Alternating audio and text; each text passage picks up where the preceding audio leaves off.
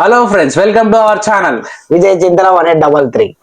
ఈ రోజు నిన్ననే మేము నైట్ కోర్ట్ సినిమాకి వెళ్ళాం. వీడు 10 నిమిషాలు లేట్ గా వచ్చిండు కోర్ట్ సినిమాకి. సినిమా మాత్రం సూపర్ ఉంది, అందరు చూడాల్సింది. మంచి కంటెంట్ తోటి వచ్చింది. ఇప్పుడు మా నారాజ్ గారు చెప్పాడు ఎట్లుందో రివ్యూ, వానికి ఎట్లా అనిపించింది చెప్పరా నారాజ్.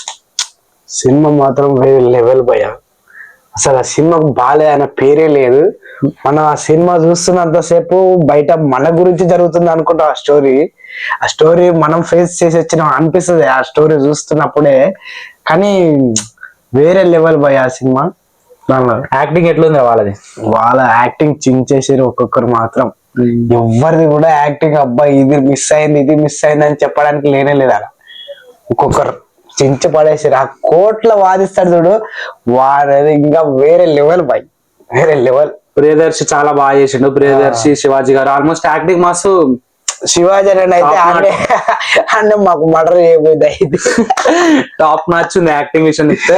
కంటెంట్ అయితే అసలు మనం కంటెంట్ వాళ్ళు తీసుకున్న ఫ్లాట్ అసలుకి ఓన్లీ ఏదో లవ్ స్టోరీ తీసేసాం చిన్నపిల్లలతోటి అయిపోయింది అనుకున్నట్టు కాదు. వాళ్ళు తీసుకున్న కంటెంట్ మాత్రం ఎక్సలెంట్ ఉంది. అందరికి యూజ్ అవుతుంది ఆ కంటెంట్. మనం తెలుసుకోవాల్సింది ఒక మెసేజ్ అనుకోండి, అది అందరికి తెలిసాల్సిన మెసేజ్ కాబట్టి సినిమా బాగుంది. అందరు వెళ్ళి చూడండి. ఇక ఎవరెవరు చూడాలనుకుంటున్నారు నారాజ్? ముఖ్యంగా మైనర్లు చూడాలి, మేజర్లు కూడా చూడాలి. ఎందుకంటే ఒక మైనర్ అమ్మాయిని లవ్ చేస్తే ఏ తద్దాలు పడతారు అనేది మేజర్లు కూడా చూడాలి. అది సినిమా ప్లాట్, అది మావాడు ప్లాట్ చెప్పిండు సినిమాది. ఒక మేజర్ అబ్బాయి ఒక మైనర్ అమ్మాయిని లవ్ చేస్తే ఎట్లా ఇబ్బంది పడాల్సి వస్తుంది, వాళ్ళు ఎట్లా చాలా రోజుల తర్వాత మూవీలో మన ఇన్వాల్వ్మెంట్ ఉంటది.